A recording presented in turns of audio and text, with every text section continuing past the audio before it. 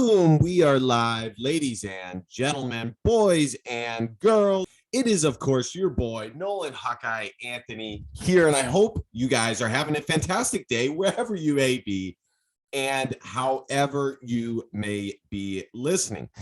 Today, we're going to be taking a look at the future of the Iowa Hawkeyes after a disappointing end to the 2021 football season. It ended in unfortunate circumstances, getting smashed in the Big Ten championship game and losing a very winnable game to Kentucky. So we'll take a look at the future. We'll examine the recruiting classes, some of the youngsters rising through the ranks, and the projected depth chart for the Iowa Hawkeyes going into next season, including the quarterback position, yada, yada, yada. But before we do any of that, I want to mention going to 247hawkeye.com. And I really do hope you consider smashing that subscribe button, because subscribing makes you feel good. And at the very least, like, comment, share. You know the drill. You know. And without further ado, let's get into this. There's a lot of good content to get good content. And at the end of the day, that's what I'm trying to give you guys, because in my opinion, there's not really a ton of good content in the Iowa circle these days. But so we're going to get to a lot of fun stuff here. Spencer, a little conversation Spencer Petras had with Hawk Central. I'll show that. And we're also going to take a look at the true freshman tracker, so you guys can see who's kind of rising through the ranks here. But right off the bat, and I was actually trying to look for this a couple weeks back when I saw it, because I've seen this tweet before. I've seen it before. But this blew my mind. It blew my mind that this is accurate. Okay. Bill Connolly said, absurd. Over the last 2 years, Iowa is 14-1 when its quarterbacks manage a passer rating over 100. 100 is terrible. It's terrible. That's the lowest bar imaginable. Top 120, which they've only done in 8 of 20 games, and they're untouchable. Untouchable. And they're still 2-3 when the rating is under 100. So in other words, I mean, I think that's pretty self-explanatory. Iowa's quarterbacks have virtually been awful all season long. When they are just average, there's no stopping the Iowa Hawkeyes. There's no stopping them. And, you know, this is kind of going to be my question throughout this, because I really do think that Iowa has been recruiting at a level that it would allow them to sustain the success that they've had. They have been keeping a lot of players at their school, whereas other players lose a lot of talent. I'm not saying Iowa hasn't lost talent, because they have, but not like other places. But ultimately, the question comes down to who will be the quarterback. Will it ever change? Is the best we can hope for Nate Stanley, CJ Beathard? And CJ Beathard was pretty good. Nate Stanley was okay. But they weren't transcendent, folks. They were not transcendent. And this guy isn't even asking or saying that they should be transcendent, that they just need to be average. Just average. Just average. And even when they are below average, Iowa still finds a way to win the football game. So this stat absolutely blew my mind. And I also, you know, I said this in the post-game show. I kind of wanted to go over this as well. This is from Hawk Insider. Don't love the Hawkeye media, but regardless, here is a little bit of info from them. One of the main storylines heading into this game was how the Iowa run game would fare without Tyler Goodson. Of course, your boy said it'd be just fine. Gavin Williams saw most of the carries as he ran the ball 16 times for 98 yards, which is an average of 6.1 yards per carry. Williams is a hard runner between the tackles. He has good vision, sets up his blocks, reads the line, and hits the hole without much hezzy. He has good instincts on the field and looks like the running back that fits Iowa's system perfectly. I know I've said I don't see Williams being a feature back, whatever that means. Come on, Sean, what does that mean? But he proved me wrong on Saturday, and I think he can be a massive asset to Iowa's offense as the lead running back next year with what he showed against Kentucky. LaShawn Williams also had a promising showing. Williams had 10 carries for 42 yards and put together a couple of hard runs.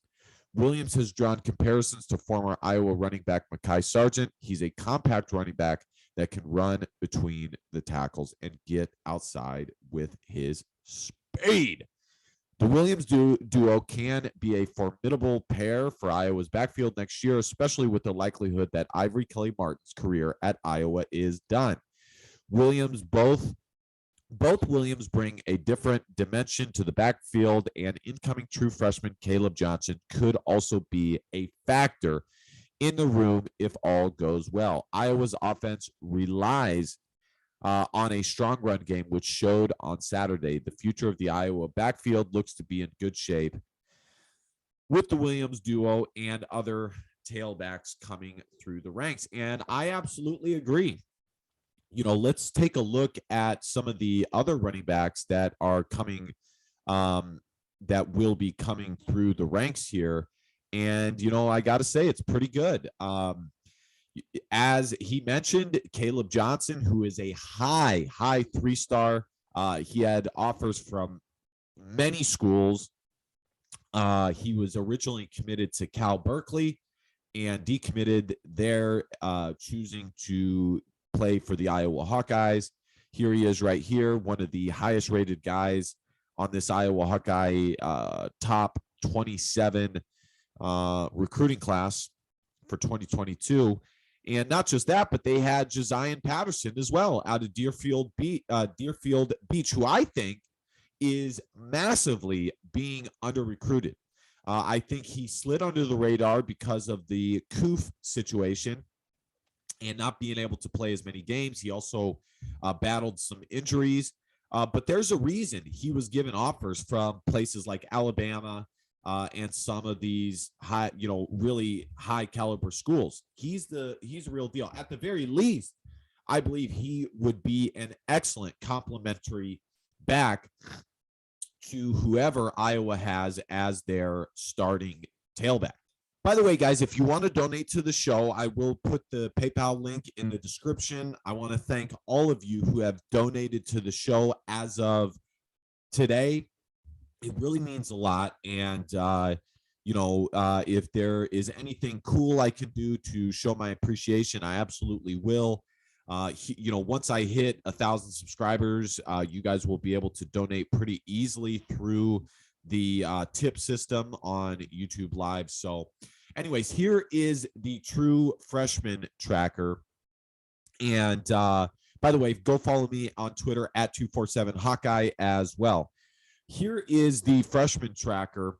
And, there were a handful of guys that saw significant snaps, which is good.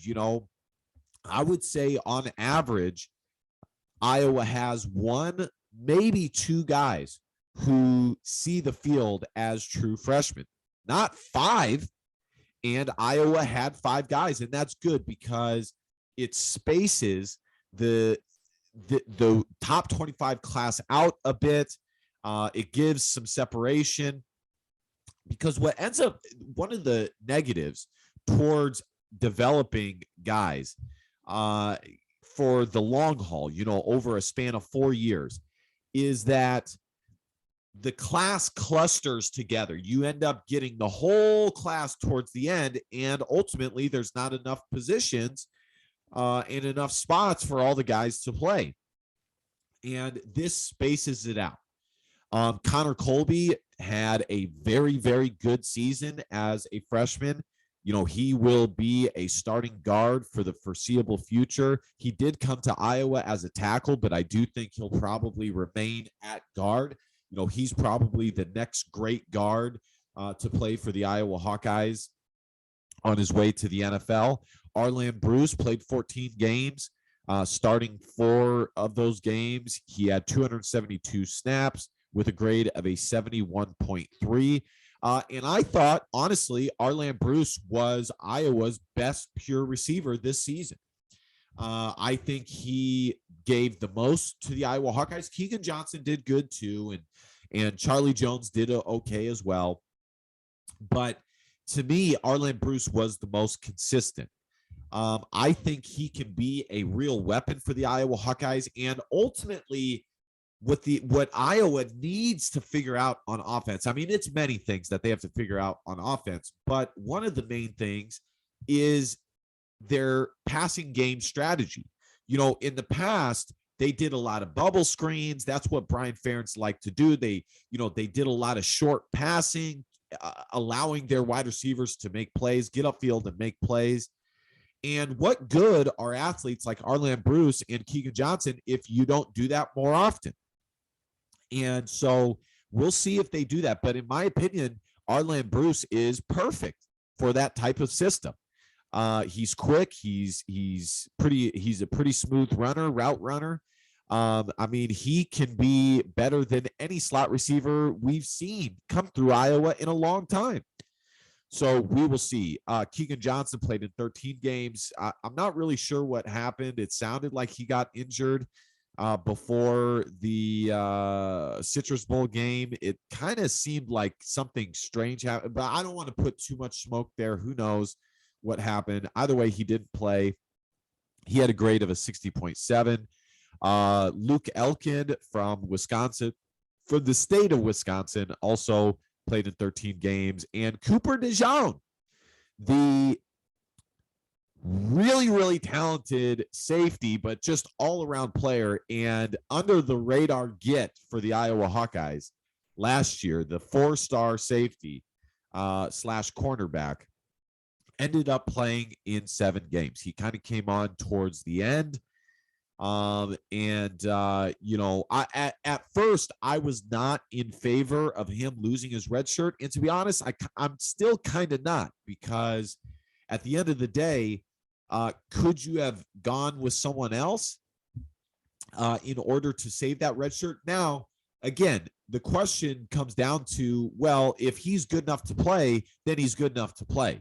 And, he's always going to be good enough to play, and if at the end of the day, if he is good enough to leave after 3 years, then that's just what it is.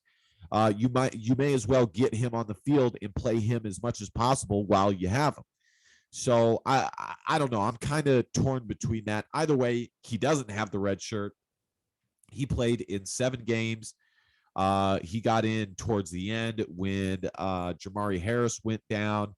We'll see what happens with Cooper. It'll be interesting to see who leaves in the secondary. Will Dane Belton leave? We know Jack Kerner is gone. What about Kayvon Merriweather? Will he be back? So it will be interesting. And what will be even more interesting, we do know also that Riley Moss and Matt Hankins are likely gone. Matt Hankins for sure gone. Riley Moss likely gone. And what will be interesting to see for Cooper is, does he play safety? Does he play cash? Or does he play corner? It seems right now that he is playing corner, but it could be out of necessity as opposed to where Phil Parker actually believes he fits best. So we will see there. Carson Sharar, a late get for the Iowa Hawkeyes, the former potential Division I point guard, PG, who has all the sizzle, played in 4 games. So he still has his red shirt. But it looks like out of all the talented linebackers Iowa signed in 2021, it looks like Carson Sharar is the furthest along. Michael Mislinski was also behind Tyler Linderbaum. and saw some action. So we'll see what happens there. Michael Myslinski is an important aspect because I think it is likely that Tyler Linderbaum declares for the NFL. I don't think it's a guarantee, but I do think it is likely. You know, he has spent his time at Iowa. He's pretty much accomplished everything. I believe he won the Remington Award. Let's check that out real quick. So here's our answer right here. Linderbaum won the Remington Award this fall. The Remington goes to the nation's best center, and Linderbaum has been one of the best in the country over the last couple of years. Linderbaum has the choice to declare for the 2020 NFL Draft, where he is projected to be a first-round pick, but has not made his decision yet. And, you know, it's interesting because, you know, we've seen circumstances where guys have come back and they have lost some of their draft hype or draft position. You know, hypothetically that happened with Akram Wadley, even though I'm not 100% sold on that either.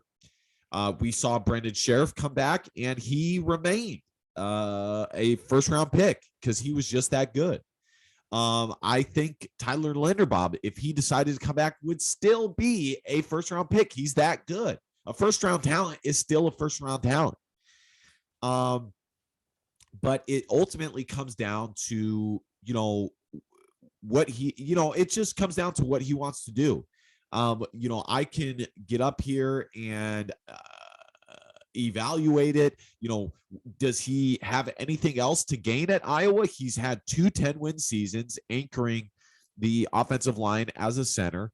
You know, he's had one top 15 finish with the 6-2 Iowa Hawkeye team. He's won the Remington Award. He's that which goes to the nation's top center. I mean, man, does Iowa, you know, just really make Outland Trophy winners, Remington Trophy winners. I mean, they create them all. They really are good at creating offensive linemen.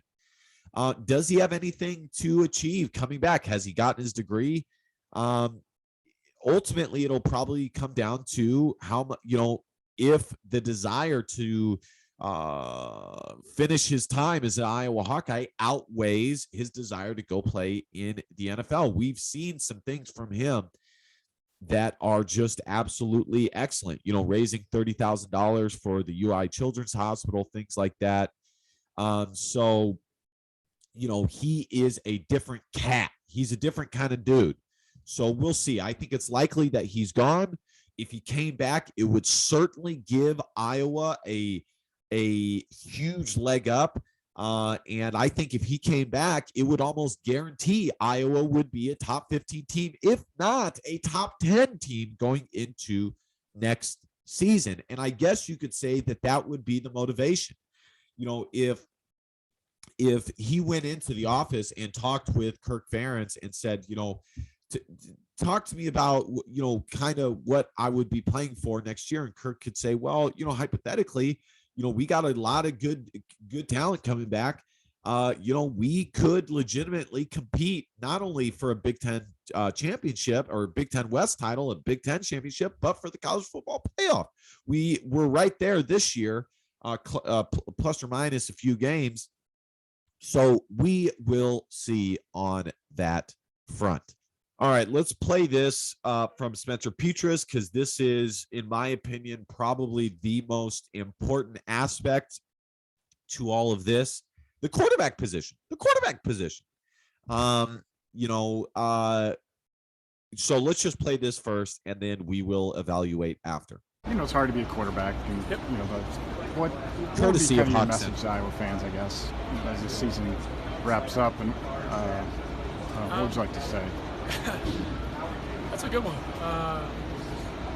I mean, I guess, you know, It's kind of a long-winded answer, to be honest. I would just say, remember that my mom reads a lot of the things that people say. Kind of, I've grown in my immune system and dealing with that, the things that people say about me. Here's what I always say to that, okay? Number one, you don't have to be on social media. You don't. That's what, in my opinion, a lot of people get wrong. You don't need to be on social media. Nobody's, forcing you to be on social media, or quite frankly, your family. You don't have to. The other thing I would say is, yes, fans should be respectful. They should, okay, or as respectful as possible. But at the end of the day, this whole circus is what makes it possible for you to become a millionaire one day. If you're going to get all the extreme benefits of playing a sport like football, well, you're probably going to have to take some of the negative things as well. And it just is what it is. And the sooner you understand that, the better off you will be. It is what it is. I don't really know what else to say about it. I mean, it comes with the territory, the same thing that allows you to make tons of money playing a game that is meaningless in some regards, is the same thing that invites criticism. But it's never easy for loved ones or parents, ex-teammates, things like that, to read some of the things people say. And remember that I'm a human being, and it's as are my parents, and it's hard for them a lot of the time. And I get it. It happens all the time with guys across the country, especially a quarterback. But to have my mom have to see some of the stuff that people say is tough. It's definitely tough, and to see her. Nobody is forcing her to look at it. Anyways, I don't want to go too deep down this rabbit hole. And listen, that's not me defending some of the crazy things people say, but we are in a day and age where people, decide to look at something nasty, and then when they are the ones that decided to look at the thing, not being forced to look at it when it's nasty, they then criticize the person for them accidentally seeing the nasty thing. You looked at it. That is on you. So anyways, that's not what this video is about. That's not what it's about. This is about the Iowa Hawkeyes and looking at next year. By the way, be respectful, guys. Be respectful. I don't want to get, hit here. So, the quarterback position, there is some talent coming through the wings. Let's take a look at that. Carson May, I don't know if he is enrolling early. He is one of the highest graded players on the 2022 recruiting class. On signing day, they said that he was highly under recruited because of the COOF, and in fairness, Iowa was kind of late to offer him as well. He didn't have a ton of offers. This is his grade by 247 Sports into 86. He's a big guy. He is mobile. He's 6'5", he's 220. And I do think, you look at Kentucky, and Penn State, but you look at Kentucky with a former Penn State quarterback, and Penn State has the same thing. One of the things that makes them so hard to defend is they have these big mobile quarterbacks. They're not the most mobile, but they're mobile enough, and they put pressure on the defense. And I just think unless Iowa is going to slice you up through the air, then ultimately you have to find another way to defeat the defense or the opposing defense through a certain skill. And I think that skill is mobility. Now, I don't believe you should substitute mobility for a good pocket presence and a good arm and an accurate arm. But at the end of the day, are we seeing that currently with Spencer Petras or Alex Padilla? Are they super accurate, but they are not mobile? No, they're super inaccurate and they're not mobile. So if they're not going to be either, well, then I would rather have mobility. So this is Carson May. Let's go back here and take a look at Joey Labus, who the coaching staff had a lot of good stuff to say. They say he's super competitive. especially on the scout team. I mean, he was absolutely getting after it. He actually has a lower grade compositely than Carson May does. But 247 Sports was a bit higher on him. They had him as a 4-star right here, the 28th best quarterback in the country.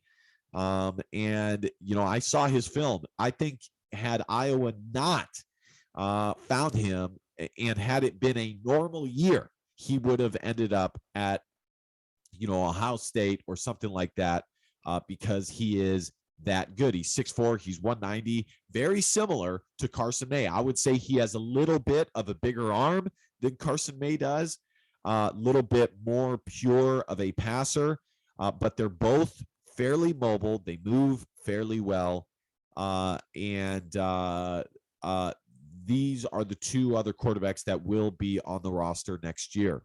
And that just brings us to the end of this, which is looking at the last two recruiting class. I guess we can look at the last three and the quarterback position. Is anything going to change? And unfortunately, I'm not sure that the answer is yes. I hate to say it, but I'm just not sure that the answer is, in fact, yes. You know, Iowa often goes with what they feel most comfortable with, and they seem to be comfortable with Spencer Petras. But I don't think Brian Ferentz can survive another year having not even one more year, having another lackluster offensive season like Iowa just had, especially when their defense is that good, because their defense is so good and their team, you know, their special teams, their defense are so sound that if their offense was just a little bit better, they would be able to compete with Alabama, with Michigan, with Ohio State. Iowa would be right there. They would be right there. And you could say, well, Nolan, you know, the run game wasn't necessarily there this year. Well, again, yeah, that's true. It wasn't. And it looks good for the future here, but that's Brian Ferentz's job to find a way to make the running game work. You know, one of the biggest misconceptions is that Iowa doesn't have the athletes. That has been totally misproven, proven to be incorrect, because you look at how these guys do at the NFL Combine, and former Iowa players are some of the best performers at the Combine in their respective positions. Iowa is just as athletically gifted, just as physically talented as any of these other top rosters. The biggest difference, though, is Iowa is absolutely atrocious offensively. And I mean, I'm being dead serious when I say if they could just make the offense that much better and more consistent, I really do think Iowa could compete for a college football playoff. Literally, Iowa won 10 games with both their hands tied behind their back the whole season. Literally, each game was basically the defense showing up. The offense may have not, you could argue they shouldn't even have showed up. The defense should have just played both offense and defense and then let the special teams unit do what the special team unit did. But every game it would be the defense. Then, you know, the special teams would do some good stuff, and then the offense would go out there and, you know, have a classic 3-and-out. So we will see. I think legitimately Joey Labus, which is another reason why Deuce Hogan transferred, is because Joey Labus is the real deal. And I think he moved past Deuce Hogan probably by the 5th game of the season. He was on the travel roster, meaning, and I pointed that out way back when, because ultimately that meant that Deuce Hogan was not if Alex Padilla and Spencer Petras went down, they probably would have went with Joey Labus. That's why he was on the travel roster. True freshmen are not on the travel roster unless you absolutely need them and think they would be ready to play. And that's why he was there. So it's going to be Joey Labus Alex Padilla and Spencer Petras. And yes, I do think Alex Padilla comes back because I do think that the enticing nature of him coming back, he knows that he can be a starter. He was a starter for a few games this season. It's right there. It's there for the taking. And ultimately, it's up to him to just take it. And I think it's pretty obvious that if he shows he's better than Spencer Petras, the coaches will play him. Say what you will about the coaching staff, but to me, it has been obvious that the coaching staff has been willing to play Alex Padilla over Spencer Petras if they do indeed believe he is better, if he shows he's better. But the problem is he didn't show that. So we will see going into this next season if he shows that. So those will be the three guys competing for snaps, and it will be interesting to see. I think it's there for the taking for every single guy. All right, here are the recruiting classes. This is 2021 with the 24th ranked recruiting class. There's 1, 2, 3, 4, 5, 6, 7, 8. Iowa had, I think, 8 or 9 four-star guys in the 2021 recruiting class. And I think they had like 10 guys as 247 sports four-star guys. Absolutely incredible. Let's go back to 2020's class. The 35th ranked recruiting class, Iowa had 4 247 sports four-stars in Tyler Ellsbury, Luke Lachey, Deontay Craig, and Logan Jones. A lot of talent on Mason Richmond was also a four-star. A lot of talent in the 2020 recruiting class as well. See right there. Iowa has done excellent on the recruiting trail. They have a lot of talent, a lot of good talent. And the only other question is, who does Iowa get in the transfer portal? And I really think that that's the final question, is who do they get in the transfer portal? Here is the 2022 recruiting class, 27th. The only remaining need for the Iowa Hawkeyes is wide receiver in the 2022 recruiting class, but they may end up putting that over to 2023 and signing 3 or 4 wide receivers in that class. But if I were them, if they saw somebody that they liked in 2021, they should, or 2022, that is who they should take, in my opinion. A lot of good talent in 2022. Again, Iowa is loaded. They have a ton of talent. This has been the best stretch of recruiting that they've had in a long, long time. There's a lot of talent, both on the defensive line and the offensive line. In the only remaining need in the 2022 recruiting class is wide receiver. That's it. Maybe an interior offensive lineman, a guard, or a center, because you can never use too many of those. But, they're pretty much set. And last but not least, let's take a look at the depth chart. And like I said, it will be interesting to see who the Hawkeyes take in the transfer portal. Wide receiver is an immediate need for them.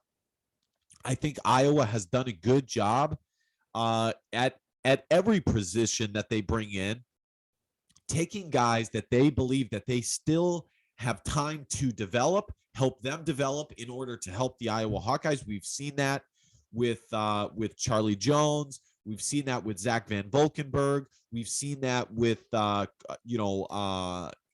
Heflin. We've seen many guys that the Iowa coaching staff believes still have room for improvement, development, and will help the Iowa Hawkeyes. And I think there's many guys out there that, especially at wide receiver, that would be excellent picks, excellent fits. Now, will Charlie Jones come back to the Iowa Hawkeyes? Time will tell. We'll see. But looking at this depth chart, at the 2 most important position groups, Iowa is absolutely set. Defensive line, let's take a look at that. John Wagner, he'll be back. Joe Evans, I think, could come back if he wanted to. But let's keep him off the list for now. Noah Shannon, he'll be back. Lucas Van Ness, he'll be back. Yaya Black, he'll be back. Logan Lee, he'll be back.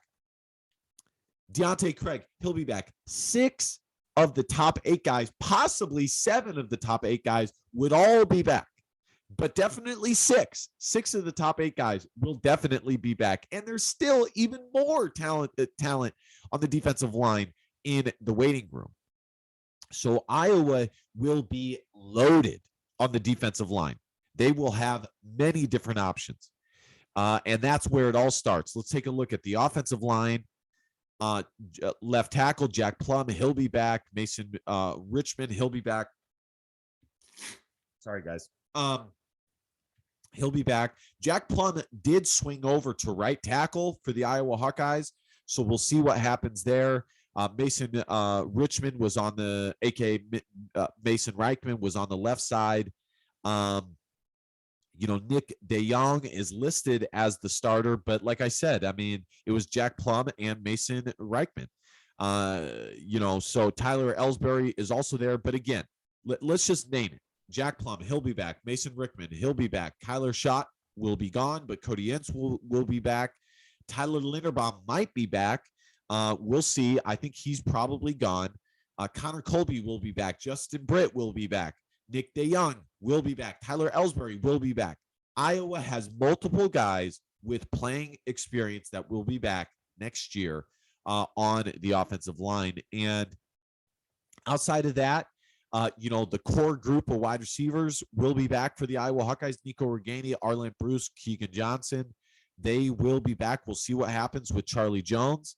The running back position looks good. As far as the DBs go, I feel very confident about who Iowa has coming back. They have Terry Roberts, they have Jamari Harris, who have both shown that they can be starting corners. Cooper DeJean has looked good. Kayvon Merriweather has looked good. We'll see who decides to come back between Dane Belton and Riley Moss. Iowa will have to replace for sure Matt Hankins and Jack Kerner, but they have the talent to do so. Sebastian Castro has looked pretty good. I believe Xavier Williams could come back. I don't know if he will, the UNI transfer. I do believe that Jack Campbell will probably head off to the NFL. But the bottom line is, Iowa fans, there is a lot of talent coming back. So that is that. All right, guys, my final analysis and just kind of my closing words. I want to say thank you to all of you who have supported this show, this channel. We're so close to 1,000 subscribers. This has been awesome. It has been absolutely incredible. Sorry about my voice. I am a little under the weather.